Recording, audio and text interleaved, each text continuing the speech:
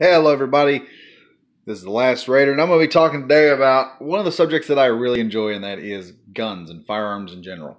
And today's news topic on the Second Amendment is very, very, very important to me because it comes from one Second Amendment Daily News is putting this out, but it has to do with my home state of Missouri.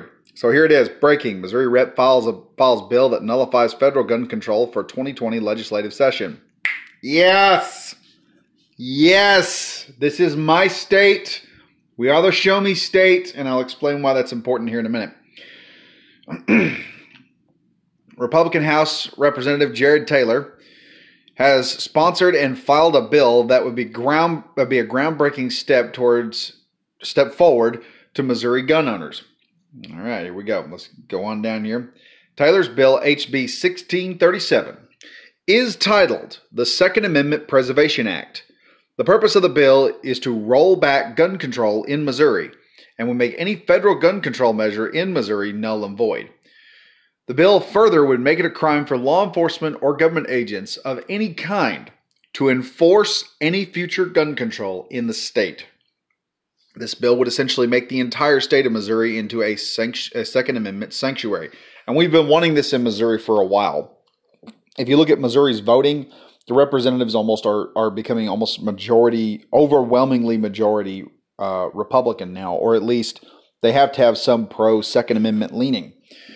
You also look at, who was it? Claire McCaskill, who was an absolute raving lunatic, who now is over on CNN now because they felt sorry for her for getting her butt absolutely handed to her because she stepped out there and said, oh, we can do without Southeast Missouri if I get votes in such and such areas. Woman, I live in Southeast Missouri. That's why you are out of here is my vote, and I take absolute responsibility for the pain and suffering that you're dealing with right now and not having a private jet on my taxpayer dime. Suck it, Claire McCaskill. But anyway, I don't care.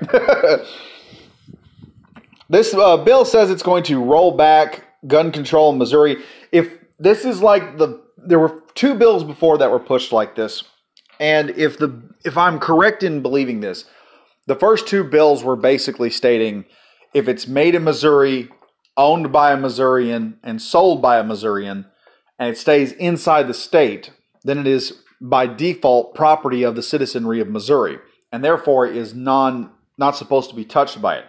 There is a theory with this law that you could technically get away with owning a suppressor in the state of Missouri, a machine gun in the state of Missouri. Whether or not someone will push it is another thing. But this bill actually adds a couple other things. That's what I mean by the rollback on it. Missouri has been in this sort of Second Amendment renaissance right now. Everyone says that the pro-2A state is Maine and everyone else. No. Missouri is the pro-Second Amendment state. And right now it's a competition between Missouri and Kansas because Missouri has been there. Okay, we had a state-sponsored pistol ban, and we had the federal assault weapons ban. And what that means is Missouri back in the 90s was the most heavily regulated when it came to the Second Amendment. We were worse than California was. And after years and years and years of crime just steadily going up, and up, Missouri did a 180. The Democrats started losing House seats, and they did some polling and realized it was because people didn't feel safe in Missouri, and they felt that the anti-Second Amendment policies that were being used by the Democratic Party were causing them to lose seats. Long story short, Missouri went from California to Texas in about 6 hours because when our pistol ban eclipsed, the assault weapons ban eclipsed about 6 hours later. So we went from not only being able to have like maybe lever action rifles, shotguns, and black powder to going to, hey, guess what? You can have Glocks, you can have semi-automatic MAC-10s, you can have AR-15s, AK-47s, we can have the biggest mags we want with them. And so it's kind of a shocking moment. But as I said before, we are the show me state. We tried gun control. We said, show me gun control works. Gun control did not work. So we went the opposite direction. We said, fuck that shit. We're going somewhere else. And pardon my French here, but I'm going to keep going. To give you a measure, this is going to go a little bit further. It says here, be sure not to confuse this bill with similar efforts in Missouri several years ago. Yeah, we tried this at least once or twice. Accomplishment of this bill, let me see if I can find it here. And I'll put a link to this in the description. Okay, hang on, here it is. We've often talked about the issue of where are the teeth of these Second Amendment sanctuaries. How can these bills be made binding or effective in what they're trying to accomplish? As we've said before, it is nearly always comes down to two things: funding and punishment. Cutting off funding for government agencies who try to enforce the gun control is one bite that localities can take. The other bite is whether or not there are any legal punishments for enforcing gun control. And this is the problem. Because in Kansas, there's a guy right now fighting for his rights back because the state law says he could have a suppressor, and the feds still went in there and busted him and took him out. They went in there, they've arrested him, taken his gun rights away, made him a felon, and now he's fighting on that law's basis, saying that they had no legal precedents. This is where Missouri has learned from that mistake, and they're pushing something else in. This bill has both, but it goes further. Any citizen whose gun rights are infringed can sue for damages. Meaning, if your local police department comes up there to the house and says, hey, the ATF has said when you take your guns, you just look out the window and say, you realize I'm going to sue the pants off your department. I know plenty of police officers, some of them who are good police officers, but their biggest fear is getting sued.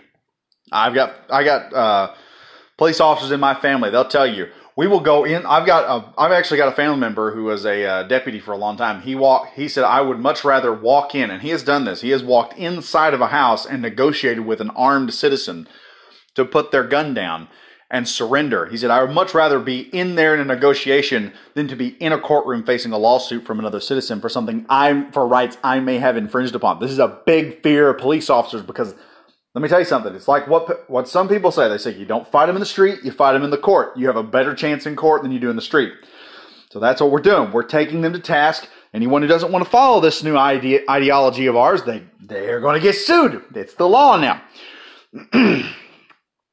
Yes, you can sue for punitive damages in civil court, or they can sue for punitive damages in civil court if their gun rights are trampled. Yes, I love my state. I'm loving my state. We may not have a beach. We may not have a lot of things that other states have. It is where I live in. It's flat swamp ground that's been drained to become farmland. But at least we're free.